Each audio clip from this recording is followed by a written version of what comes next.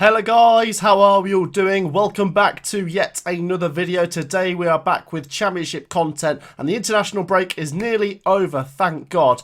Today we're going to be ranking each championship club's managers. Now I've been lazy, I didn't bother to get pictures of the managers, I've just got pictures of the badges of the teams down below. So we're using their current managers. What we're basing this on is what they've done in their time there. Not just this season, but over the stretch of time they've been there. So whether they've had a good season or bad season, it's all mixed in there and they're going to go on this ranking accordingly. Just before we get into this video guys, do make sure to drop a like, subscribe to the channel, it is completely free, hit that red button, and let's start with all the teams going from bottom of the table to top. We've got Derby County. Now Derby County have Wayne Rooney as the manager and this is a real tricky one. Derby fans, I think, all hold him in a high esteem. And sometimes it's not just what you do with the results on the pitch. It's the fact he's stood by Derby County through thick and thin that I really respect. As a manager, nearly 80 games now and a win percentage of 27%. So he was obviously there last season. And this season he's given it a real good stab. If he kept them up, he'd easily go in class. I think they're going to fall short, but even to come so close is a great achievement considering it's not just a points deduction, but so many problems there. And if he stays with them in League One, good luck to them. There's so many good managers in here that I'll put Wayne Rooney in good. I think it's a real tricky one. Some Derby fans would say class, but I'm going to put him in good. Next up, you've got Peterborough United. Now, this is a tricky one. You can see there the tiers I've got are class, good, okay, unproven, and poor. And Grant McCann has managed at Peterborough before. When he did, it was for 106 games and he had a win percentage of 40%. Now, that was a while ago and I believe that was in League One as well. So it's tricky to view it off that. What he's done so far since he's come back is managed 7 games and he's won 1, which was a great win at QPR. I think I'm going to have to put him in unproven. I think it'd be unfair to put them in poor or in one of the higher tiers. I think give Grant McCann till the end of the season. I don't think they'll stay up. If they do, he easily goes into one of the higher tiers. But then we can judge him on what he does with them if he stays with them in League One. So I'm going to say Grant McCann, at his current time, is unproven. Next up, you've got Barnsley, and they have got a Spaggy. He has managed 19 games, and he's only picked up 3 wins. So I think we can just about say it's enough time to judge someone. Anything under 15 games or so, you could probably say he's unproven. But he's had long enough now that we can judge him on that.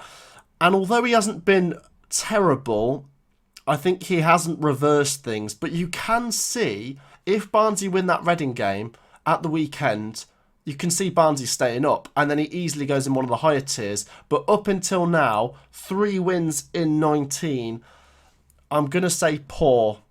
Barnsley fans, let me know what you think. You probably disagree with that. Next up, Reading. They've brought in Paul Ince and he's actually doing a decent job, but once again, only 6 games to judge him on. 2 wins, and once again, it could come down to what happens in that Barnsley-Reading game. If he keeps Reading up, it'll go in one of the top 3 tiers. But I'm going to put Paul Ince in unproven. If they go down, would he go in poor? Maybe. Now, next up's Hull City. Now, Hull City have Arveladze. He's done 12 games and he's picked up 3 wins. I think we can just about judge 12 games, can't we? It's more than 10, so we don't want to put too many in unproven. I think based on what we've seen so far, you'd say it's okay. I'm not going to say it's poor. I don't think it's been amazing, but for Hull to stay up is a great achievement, but it has been between 2 managers that they're going to do that. I'm interested to see what he can do with Hull City going forwards, but I'm going to put him in okay for now. Next up's Birmingham City. Now, this is one of them that I really struggled with because I think some Birmingham fans might disagree with some of the things I'm going to say. Some might agree. I think some Birmingham fans are maybe conflicted on Lee Bowyer because Lee Bowyer at the end of last season did amazing to keep Birmingham City in the league. Honestly, they were staring relegation in the face and he came in and he really galvanised them. They picked up some key wins.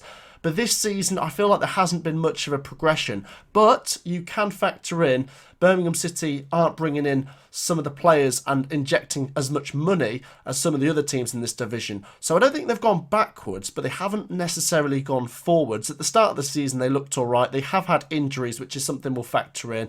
I think Lee Bowyer's a great character, though, and I think a lot of the Birmingham fans are behind him, despite this not being the best season.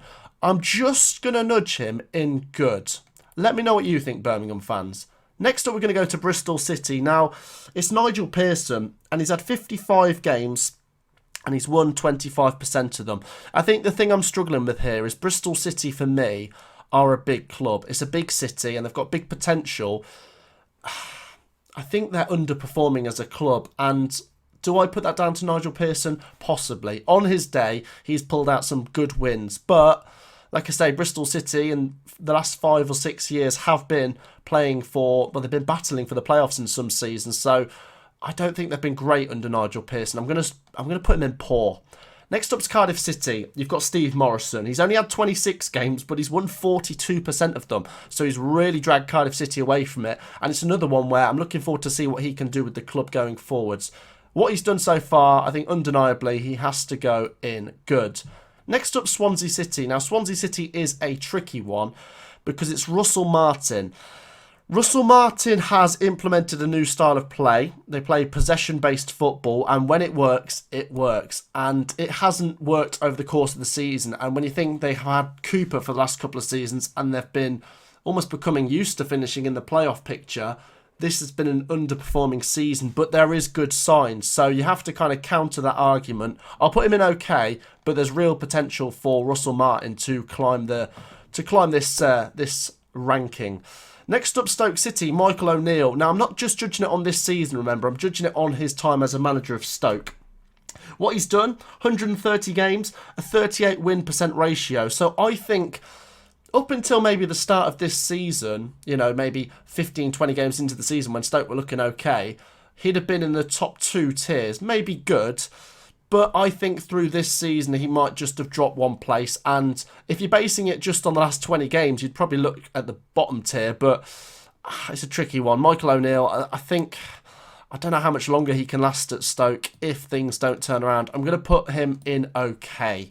Next up's Preston North End. Now, they've got a new manager. They've got Ryan Lowe, 18 games, a 33% win ratio. But they've only lost 4, which is actually really good, in 18.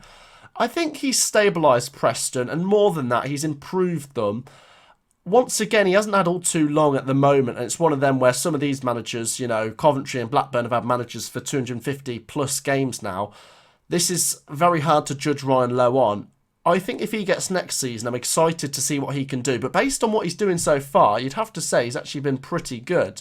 Next up's Blackpool, and I think this is going to be the first one I'm going to go for class, because what Neil Critchley has done at Blackpool is fantastic. Honestly, Blackpool a couple seasons ago were in League One and I didn't actually see them coming up, but Critchley has really galvanised them. He's had 100 games now and 43% win ratio, so he did brilliant to get them into the League One playoffs, brilliant to get them up, and this season he's even set a new bar by mixing it in with the top half and getting some great results. They're not just here to make up the numbers, so I think Blackpool fans will be right behind me putting them in class for Neil Critchley. Next up, West Bromwich Albion, and they have got Steve Bruce. 9 games, so I think we have to put him in unproven. His first 5 or 6 games where he didn't win, it was looking very, very bad, but he has turned a little corner. He did get that win against Fulham and things have improved a little bit, but I still think it's not long enough to judge him. I don't know if West Brom are going to give him next season. They might as well, as things are going, because I don't think they're going to go up this season, so they might as well say, Steve Bruce, get your plan in place for next season, we'll give you a shot. And he could be quite good. I think we know Steve Bruce, although he comes in for quite a lot of hate, he can get clubs promoted. And I think I'll have to go unproven for now. This time next year, he could have West Brom in that top 6 and we'll be saying good things about him. So we have to wait and see with West Brom. Next up, Coventry City, Mark Robbins. And as a Coventry fan, I absolutely adore this guy. This guy has been so good. Honestly, I'm 22 years old. And up until Mark Robbins came, I didn't really know success because I've supported Coventry for all my life. And if anything, we were just going down the football pyramids. And he's come in, he's picked up 3 trophies, that Checker Trade Trophy, League 2 playoff final, and he won us League 1. 2 promotions. And not just that, we're in the top half of the Championship this year. And we're considering Coventry City aren't exactly the most stable club in the world. He's had to get us a promotion whilst ground sharing. He's done brilliant with limited resources, and him and Adi Vivasha, will give a mention to, are brilliant, easily going in class. Next up, Millwall. Millwall have got Gary Rowett, 128 games and a win percentage of 39%, which is really, really good. I think Millwall fans would probably try and nudge him in class, But there is a lot of quality here, and you will see the class tier fill up quite a bit. I'm really struggling with this because there is a good argument for Gary Rowett being in either of these top two tiers. I think what he's done for Millwall is brilliant, and if they sneak into the playoffs, you would have to say class. For now, I'm going to say good for Rowett. Next up, Nottingham Forest. I think this is the easiest one. They're going to go straight up in class. Let's look at this. Steve Cooper, 32 games, a win percentage of 56%. There'll only be one manager to top that in this tier list, and that's at top of the league, Fulham. He has done brilliant, considering where they were. Where they were was in a relegation battle after 7 or 8 games. I don't know what Chris Hughton was doing with that club, because Steve Cooper's used pretty much the same players, and he's shot them right into a playoff battle. They've got to be one of the favourites to win the playoffs if they make it. And on top of that, they had a great FA Cup run, knocking out Arsenal, Huddersfield and Leicester and going toe-to-toe with Liverpool. Cooper is class. No debate. QPR, Mark Warburton. I actually quite like Mark Warburton. I think he's actually quite a nice guy. Let's look at his stats. 142 games, a 38% win ratio. That is tricky because if they were still in the top 6, you might say class, but they've fallen away in recent weeks. And I know I don't want to judge someone just on recent weeks, but God, it would be such a kick in the teeth for those QPR fans. I'm going to have to put him in good, though, because he has done good things with QPR. Honestly, through 2021, they were brilliant because they ended the 2020-21 season brilliantly. They took that into the start of this season, but you can just see they're not quite keeping the pace, but they could still make the top 6. And hey, if they get promoted, he's easily got to be class. I'm going to put them in good. Next up, Middlesbrough with Chris Wilder. They've played 24 games with Chris Wilder and a 54% win ratio, which is incredible.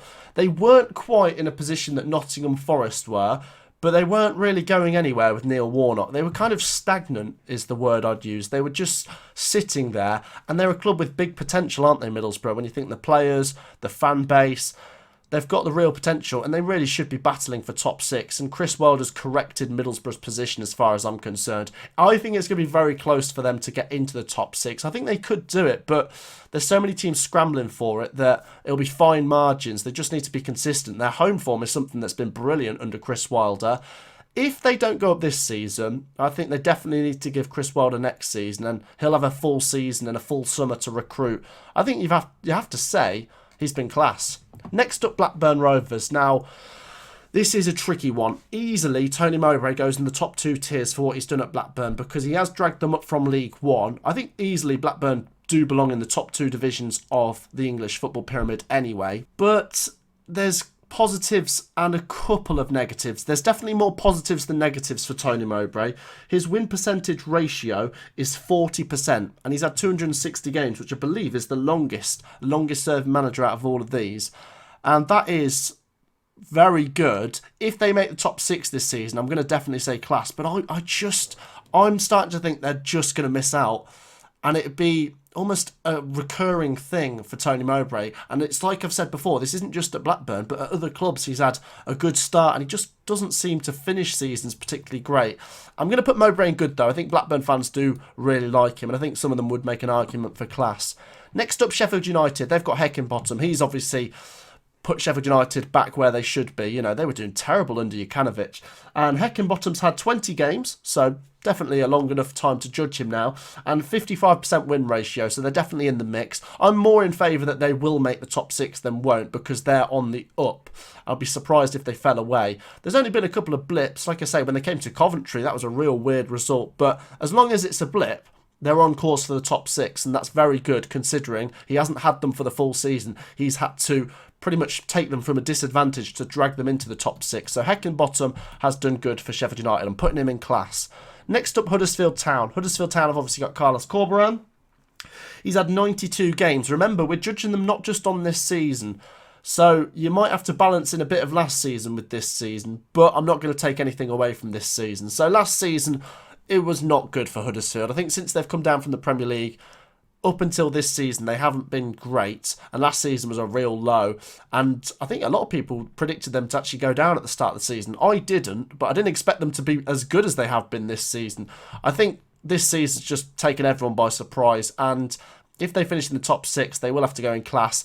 they do seem on course to possibly do it. So I will have to put Carlos Corberán in class. You let me know if you agree. Next up, Luton Town with Nathan Jones. He is brilliant. Let's have a look. 102 games, 43% win ratio. And not just that, he did have 170 games with them between 2016 and 19. And then he had a 51% win ratio.